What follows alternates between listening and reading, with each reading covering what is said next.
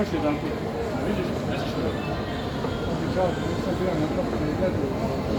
Tamo sam išao u Vladu i nisam malo vrijeme transpirati. Kad je njih zvala, nisam bio unutra i nisam sve čuo. Ona nije predlače drugu operaciju. Pa kao što je rekla meni, ja ne bi ovaj koronu. Gdje sam mogu skidati. Znaš, kao da ne bi.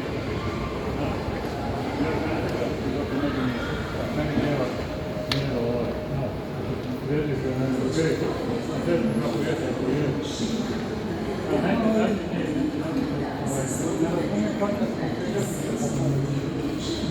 Ja ti to ne znam objasniti, ne? Možda od tih mošćovka? Ne znam. Ne znam objasniti, ja sam ja. Kako se zove ta ona? Da. Ja mislim gore duški, da se